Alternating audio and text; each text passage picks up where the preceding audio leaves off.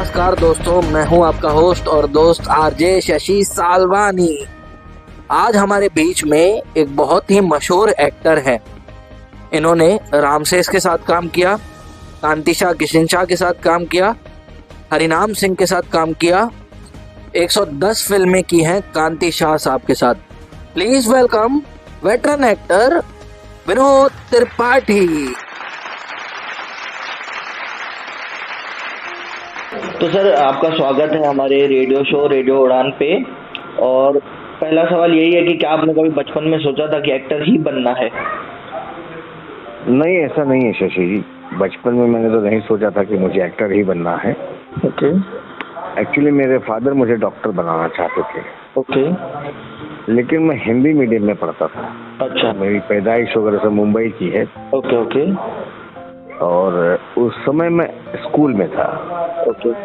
जब मैंने 10th पास किया, 10th पास करने के बाद जब मैं कॉलेज में गया तो अचानक मुझे इंग्लिश आ गए, मतलब इंग्लिश के सब्जेक्ट आ गए, इंग्लिश के क्वेश्चन सब्जेक्ट आ गया। बराबर। हाँ, तो मेरी समझ में आता ही नहीं था। अंग्रेजी तो मैं पढ़ता ही नहीं था, पढ़ा ही नहीं था। Correct correct. उसमें क्या हुआ कि मैं 11th में फेल हो गया। अच्छा। फिर दोबारा एग्जाम दिया। मैंने क्या किया, सब्जेक्ट चेंज कर दिया। पहले साइंस में था, फिर मैं आर्ट्स में आ गया। आर्ट्स में आ गया। अच्छा। ओके। कैसे कैसे करके मैंने 12th पास किया और छोड़ दिया। अच्छा। उसके बाद स्ट्रगल चालू किया फिल्मों की तरफ। ओके। और वो भी कैसे इत्तेफाक से शुरू हुआ कि मेरा एक दोस्त था क्या, अभी भी है। ओके। उसके अंकल थे, वो प्रोडक्शन मैनेजर हुआ करते थे विनोद खन्ना साहब के यहाँ। अच्छा। ओके। उस जमाने में। ओके। ये बात मैं आपको बता रहा हूँ 82 के आसपास की, 81 82 की। Okay okay okay. तो एक दिन शूटिंग पर गया मैं, उनके शूट देखने के लिए। अच्छा। उन्होंने मुझे जूनियर आर्टिस्ट में बिठा दिया। एक बार का सीक्वेंस चल रहा था, उसमें बिठा दिया। Okay okay. मतलब ऐसे बड़ा मजा आपको बिठा दिया। हाँ हाँ, मुझे बड़ा मजा आया। ओके। ये तो लाइफ अलग ही है। बहुत अलग ही लाइफ है। हाँ करेक्ट। हमें भी एक्टर ही बनना चाहिए। बराबर। बस वो दिन और आज का दिन, फिर वहाँ से मतलब शुरुआत हो गई। जी हाँ, लगे हुए हैं तब से आज तक। सर, आपने दूसरा सवाल ये है, आपने आप गुंडा मूवी से कैसे जुड़े? और गुंडा पहले इतनी पॉपुलर नहीं थी। 2006-07 ऑर्कुट के बाद बहुत इस पे डिस्कशन चल रहा है, बहुत पॉपुलर हो गई ये मूवी। जी हाँ, बिल्कुल सही कहा। गुंडा पहले पॉपुलर नहीं थी, करेक्ट। लेकिन बाद में बहुत पॉपुलर हुई है। इसके डायलॉग्स बहुत पॉपुलर हुए। मुकेश ऋषि साहब के जो डायलॉग्स है ना, मेरा नाम है बुल्ला, मैं हूँ बुल्ला, हाँ, मैं रखता हूँ हमेशा खुल्ला। हाँ हाँ हाँ। ये डायलॉग बहुत पॉपुलर हुए थे इसके। अच्छा अच्छा अच्छा। मैं जुड़ा कांति शाह से, गुंडा से जुड़ा हूँ। लेकिन उससे पहले कांति जी जो थे ना, वो रघुनाथ सिंह करके एक पुराने प्रोड्यूसर हुआ करते थे, उनके यहाँ एक प्रोडक्शन संभालते थे। अच्छा। Okay okay. पहले प्रोडक्शन में थे। अच्छा, पहले प्रोडक्शन में थे कांति जी। हाँ, उनको जानता था मैं अच्छे से। लेकिन एज ए डायरेक्टर, जब डायरेक्टर बने, शुरुआत किया उन्होंने फिल्मों का डायरेक्शन, तो गुंडा से मेरी शुरुआत हुई कांति जी के साथ। Okay okay okay. गुंडा के बाद फिर मौत, बेशुमार फिल्में, मतलब 110 फिल्में बढ़ते गई। बिल्कुल हाँ। 110 फिल्में मैं अब तक कांति शाह जी के साथ कर चुका हूँ। 110, that's a huge number. Okay okay okay. तो सर, अगला सवाल यही है कि आपने भी एक प्रोडक्शन में मूवी बनाई थी अपने बैनर के अंडर, मौत के पीछे मौत। तो उसमें आपने किशन शाह जी को क्यों चुना, कांति शाह क्यों नहीं? कांति जी का क्या था कि कांति जी बाहर की फिल्में बहुत कम करते थे। बराबर। Correct correct. हाँ। और उस समय जो चार्ज करते थे बाहर की फिल्में करने का ना, उस चार्ज में मेरी फिल्म बन जाती। Correct correct. हाँ, तो उन्होंने मुझे कह दिया था, मैंने पूछा था कि कांति जी मेरी फिल्म शुरू कर रहा हूँ, करना चाहेंगे क्या?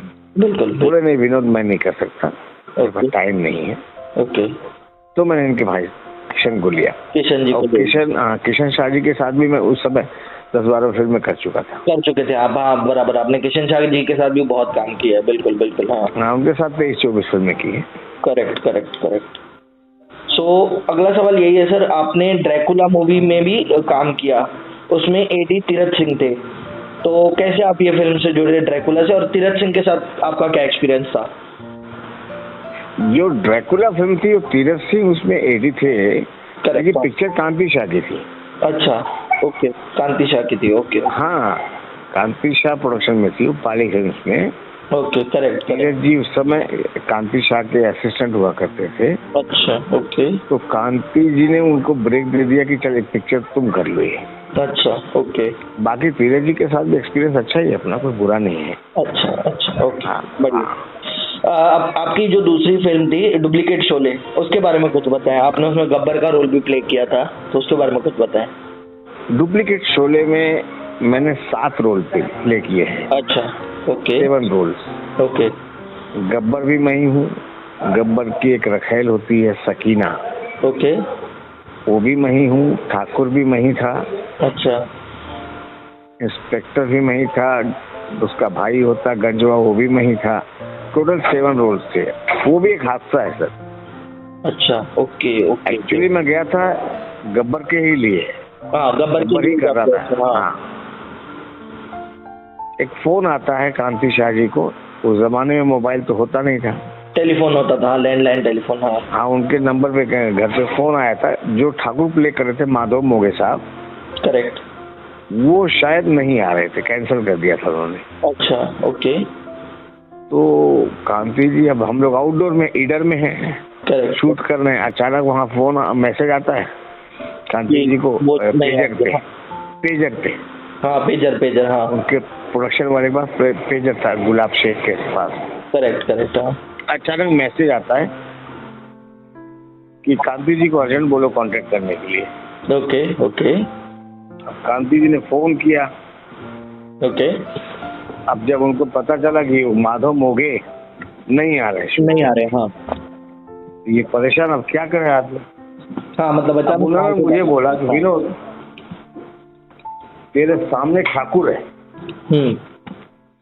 और गब्बर भी तुम ही प्ले कर रहे हो, कैसे मैनेज कर सकते हो? करेक्ट, सर ये मैं मैनेज नहीं कर सकता, ये आप बताइए कैसे मैनेज करना है। करेक्ट। तो उन्होंने डिसाइड किया कि चलो तुम ही प्ले कर लो इसको भी।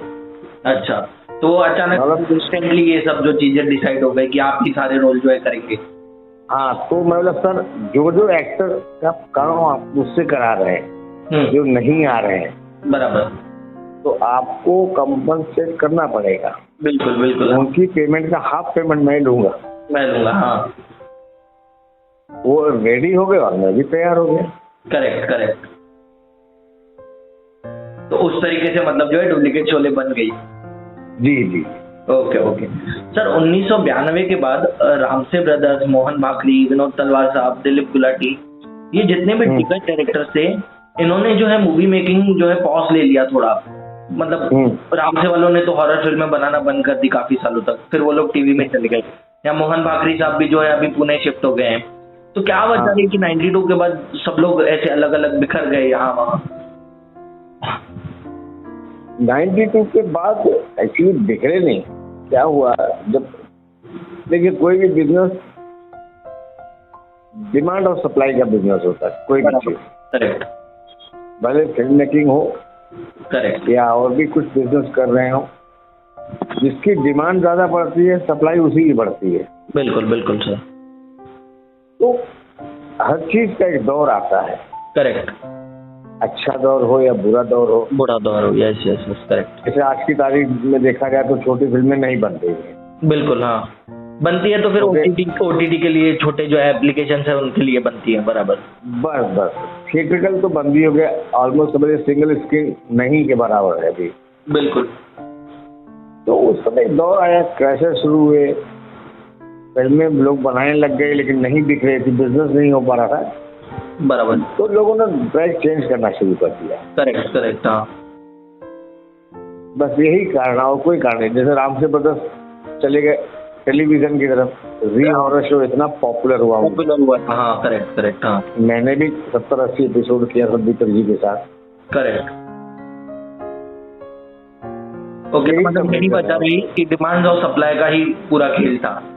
पूरा खेल आज भी डिमांड एंड सप्लाई का खेल है। आप देखिए, आज बड़ा स्टार हो या छोटा स्टार हो, फिल्मों का कंटेंट ही चलता है। अगर फिल्म अच्छी नहीं होगी, पब्लिक ओपिनियन, हम पब्लिक के लिए बिजनेस करते हैं। करेक्ट। पब्लिक के ही चाहने पे सब कुछ हो सकता है, करेक्ट करेक्ट करेक्ट। वरना अच्छी अच्छी फिल्में फ्लॉप हो जाती है। फिर फ्लॉप हो जाती है, स्टार वाली फिल्में भी जिसमें स्टार्स है वो भी फ्लॉप हो जाती है। करेक्ट जी जी जी, बड़े बड़े स्टार्स आज बॉलीवुड के हैं, करेक्ट। खुर्रम खान, हाँ वो भी बैठ जाते, क्या करेंगे? बैठ जाते हैं, हाँ हाँ बिल्कुल। ये आपके और हमारे हाथ में नहीं है, ये पब्लिक के हाथ। पब्लिक के हाथ में है। बिल्कुल सही बात सही बात। तो सर 2000 अभी सिंगल स्क्रीन की आपने बात निकाली, तो 2007 के बाद स्मॉल जो बजट फिल्में थी, ग्लैमरस फिल्में थी, और सिंगल स्क्रीन धीरे धीरे फेड होते गए, मतलब बंद होते गए, और सिंगल जो फिल्में थी वो भी धीरे धीरे कम होती गई, या बहुत कम थिएटर्स में रिलीज होती गई, या बंद हो गई। कुछ लोग तो अभी भी घर पे बैठे हैं। इसके पीछे भी क्या यही वजह थी कि डिमांड एंड सप्लाई थी, कि कुछ और था सर? सिंगल स्क्रीन बंद होने से क्या हुआ कि जो छोटे फिल्म मेकर थे, छोटे डायरेक्टर्स थे, करेक्ट, और जो उनके प्रोड्यूसर्स थे, ओके, उनके बजट वो नहीं होते थे कि वो फिल्म बना करके मल्टीप्लेक्स में रिलीज कर सके। करेक्ट, हाँ, क्योंकि मल्टीप्लेक्स में रिलीज करने का भी बहुत खर्चा है। करेक्ट, जी हाँ, इस वजह से लोग पीछे हटते चले गए। आज छोटी फिल्में बनना बंद हो चुकी है, बंद हो चुकी है। 90% बंद हो चुकी है। Correct correct correct. सर आपने कांति शाह के साथ एक फिल्म की थी MMS कांड, उसके बारे में कुछ बताइए। लेटर ईयर्स की फिल्म है, मतलब 2014-15 की मेरे हिसाब से फिल्म होगी। हाँ, उसके MMS कांड की थी मैंने। बिल्कुल, हाँ शायद कोई एक MMS का वाकया हुआ था, हाँ, जो बहुत वायरल हुआ था, वायरल हुआ था, हाँ। तो कांता शायद मेरे ख्याल से रागिनी ऐसे कुछ नाम था। रागिनी MMS, उस पे एक 2 फिल्में भी बनी, रागिनी MMS और रागिनी MMS 2। तो कांति जी की तो स्टाइल है, जो कोई चीज फेमस हो जाती है तो खट से उसको पकड़ लेते बना। Correct correct. बस यही वाक्य उसके लिए है और कुछ नहीं है। तो मतलब एक्स्ट्रा ऑर्डिनरी वो चीज नहीं है कि नहीं कुछ प्लानिंग की गई ना, कुछ नहीं। ओके, एक कांड वायरल हुआ, कांति शाह जी ने बोला इसको बनाते हैं। करेक्ट करेक्ट, उनका तो हाँ एक पकड़ लेते हैं चीज को। ठीक है सर। और अगला क्वेश्चन, आपने रामसेस के साथ भी काम किया, किशन शाह, कांति शाह, हरिनाम सिंह, दिग्गज लोगों के साथ में आपने काम किया। आपके फेवरेट डायरेक्टर कौन थे? अगर सही मायने में देखा जाए तो भैया सबसे पसंदीदा डायरेक्टर तो सभी रहे हैं, किसी से दुश्मनी तो है नहीं हमारी। करेक्ट, आपको तो काम तो सबके साथ करना है, बट ऐसे कोई पर्सनल फेवरेट सर? कांति शाह नंबर 1 अपने पर्सनल फेवरेट है, अपने दोस्त ही हैं। करेक्ट। बाकी सब मेरे पर्सनल अच्छे रहे हैं। ओके, हाँ, संबंध आपके तारीख में भी, हाँ, आज की तारीख में भी सारे डायरेक्टर्स मेरे अच्छे हैं, पहले भी अच्छे थे। करेक्ट, क्योंकि यही हमारे कैप्टन है। करेक्ट। ठीक है सर। अगला सवाल, ग्लैमरस फिल्में तो देखिए सबने बनाई, सबने हाथ आजमाया उसमें, लेकिन इंडस्ट्री में कुछ ही लोग बदनाम हुए। ऐसे क्यों? आप भी, जैसे आपने सिनेमा मरते दम तक में भी अभी आपने काम किया है, तो उसमें भी कुछ 2 लोगों का ही, जो कांति शाह, किशन शाह, इनका नाम ही जो है ये कर दिया गया है। मतलब यही लोग बुरे क्यों हैं? इस पे कुछ आप कहना चाहेंगे? सर ये लोग बुरे नहीं है एक्चुअली, जो लोग कहते हैं ना, हाँ, अब वो किस भावना से बुरा बोलते हैं तो मैं नहीं जानता। करेक्ट। लेकिन आज इन लोगों के चलते कम से कम 100 लोगों का घर चलता है। हाँ, ये तो बात सही है सर, बिल्कुल। तो बुरे कहाँ से हुए? एक आदमी अगर किसी को रोटी देता तो बुरा नहीं हुआ ना। नहीं, लोग कहते हैं, मैं तो बिल्कुल नहीं मानता हूँ। लोग कहते हैं कि मतलब ये लोग जो है बदनाम है, ये लोगों ने इंडस्ट्री पे मतलब जो है बहुत सारी फिल्में बना के जो है ये कर दिया। आज की तारीख में कौन सी ऐसी फिल्म है जिसमें ग्लैमर नहीं होता? हर फिल्म में है, ऑलमोस्ट हर फिल्म में है। करेक्ट, हाँ, होता है ना। बिल्कुल। अब वही कहने वाली बात है कि वो करे तो लीला और हम करे तो कैरेक्टर ढीला। हाँ, करेक्ट। ये तो वही बात हो गई ना। वही बात हो गई सर, बराबर। एक जमाना था 15 साल 18 साल पहले, कांति शाह जी ने मुझे खुद कहा था, हाँ, कि विनोद जो आज हम लोग शूट करते हैं ना, हाँ, यही आने वाला कल यही शूट करेगा जो हम कर रहे हैं। करेक्ट। और वही चल रहा है, वही bikini, bra, backless, topless, smoothing, kissing, bed scene सब चल रहा है। और धड़ल्ले से चल रहा है अब तो। धड़ल्ले से OTT पे चल रहा है, थिएटर में आ रही है, बहुत सारी फिल्में आ रही है। हाँ, बिल्कुल। बड़ी से बड़ी सीरीज देख लीजिए OTT पे, सही है उसके अंदर। बिल्कुल। तो क्या छुपा? कौन किसको बुरा कहे बताओ, वो बुरा है, ये बुरा है, कौन बुरा है? Correct correct correct. हाँ हर आदमी जिंदगी की लड़ाई लड़ रहा है, कोई आगे चल रहा है, कोई पीछे चल रहा है, लेकिन चल सब रहे हैं। बिल्कुल बिल्कुल सर, करेक्ट, एग्री। सर अगला सवाल ये है, कांति शाह ने पहले जो है आपके साथ भी काम किया, बहुत दिग्गज लोगों के साथ काम किया, धीरे धीरे जो है वो छोटी फिल्मों की तरफ गए और बहुत सारे और भी डायरेक्टर्स थे, उन्होंने बजट कम करते गए। तो ये क्या डिमांड सप्लाई थी या डिस्ट्रीब्यूटर की डिमांड थी कि कम करना है, बजट एकदम मिनिमम में चाहिए, या कुछ और वजह थी इसके पीछे? अब वही कहावत है ना कि शेर के मुंह में खून लगने वाली बात है। खून लगने वाली बात है, करेक्ट। अभी मैंने कोई फिल्म आपको 5 लाख में दी, करेक्ट, समझ लीजिए दिल्ली, यूपी या पंजाब, कोई भी सर्किट मैंने बेचा, करेक्ट। दूसरा बंदा आके बेचेगा 4 लाख में, 4 लाख में, तो अगली बार से 4 लाख में मुझसे मांगेगा। करेक्ट। हाँ, डिस्ट्रीब्यूटर बोलेगा 4 ही लाख में चाहिए मुझे। हाँ, मेरा बजट है, पीछे कोई खड़ा होगा 2.5 लाख में देने वाला। करेक्ट, ये है, ऐसा हुआ है उस जमाने में। Okay okay. फिल्में 20 दिन में कंप्लीट होती थी, फिर 15 दिन पे आई, फिर 10 दिन पे आई, फिर 1 हफ्ते में शूटिंग खत्म, फिर 4 दिन में आ गए। कुछ ऐसे बोले मैं 2 दिन में बना के दूंगा। अरे 2 दिन में कौन सी फिल्म बनेगी मेरे भाई, एक तो बताओ। करेक्ट। कि नहीं, क्या करेंगे। हाँ, वो जैसे डिमांड थी वैसे सप्लाई हुआ। हाँ, बस डिमांड एंड सप्लाई का बिजनेस है। अच्छा। सर अगला सवाल ये है, आपने हरिनाम सिंह जी के साथ भी बहुत फिल्में की, एक मूवी की थी उसमें से धन्नो ढाबे वाली, तो उसके बारे में कुछ, और हरिनाम सिंह जी के साथ कैसा आपका एक्सपीरियंस था, उसके बारे में कुछ बताएं सर। एक्सपीरियंस तो अच्छा ही था, वो भी अच्छे दोस्त थे मेरे, करेक्ट। जो अभी नहीं रहे दुनिया में, भी कुछ ही महीनों पहले उनका निधन हुआ है। हार्ट अटैक हुआ उनको। करेक्ट। हाँ, इंसान अच्छे थे, छोटे प्रोड्यूसर थे, बिल्कुल, मतलब जुगाड़ू प्रोड्यूसर कहते हैं, जुगाड़ से फिल्में बनाना। Correct correct. तो बना लेते थे, एक छोटा इंस्टीट्यूट चलाते थे अपने घर के अंदर ही। हाँ, घर के अंदर ही एक्टिंग सिखाते थे, बिल्कुल। उन्हीं लड़कों को लेके जुगाड़ में अपना एक बनाते थे। हाँ, फिल्म बनाते थे। अच्छा ही था उनके साथ एक्सपीरियंस। ओके ओके ओके, ठीक है सर। अभी लास्ट क्वेश्चन सर, अपनी आने वाली कुछ फिल्मों के बारे में बताइए, और सिनेमा मरते दम तक जो सीरीज है उससे आप कैसे जुड़े, ये बताइए। सिनेमा मरते दम तक अमेज़न प्राइम ने मुझे कांटेक्ट किया। ओके। उनके लोगों ने कि भाई हम एक सिनेमा मरते दम तक प्रोग्राम कर रहे हैं, शूट। करेक्ट। हाँ, प्राइम वीडियो के लिए, प्राइम वीडियो पे। हाँ, तो हम आपका इंटरव्यू चाहते हैं। करेक्ट। तो हमारा उनके एक अपॉइंटमेंट फिक्स हुआ, बातें हुई, करेक्ट, डिस्कशन हुआ, फिर शूट किया उन लोगों ने। हाँ। ओके।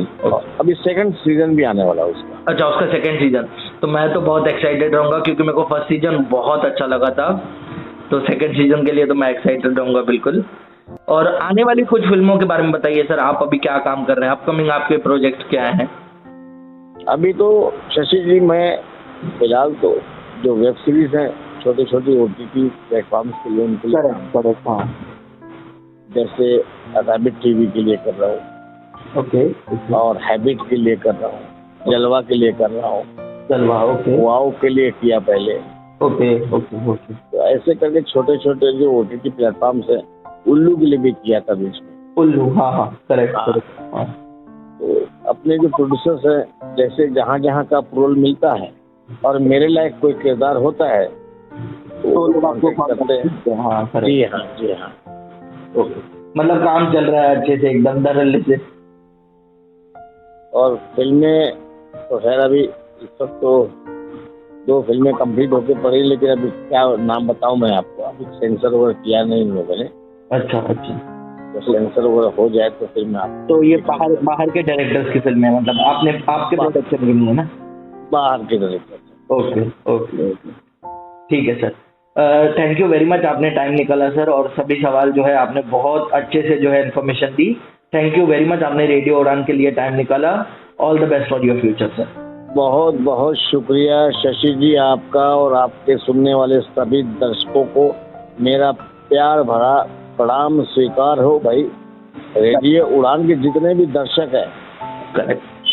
सबको, रेडियो उड़ान के सभी यूनिट मेंबर्स को करेक्ट। मेरा प्यार। ओके, हमारी तरफ से भी बहुत सारा प्यार। फिर जैसे ही आपकी कोई पिक्चर आएगी फिर मुलाकात होगी आपसे।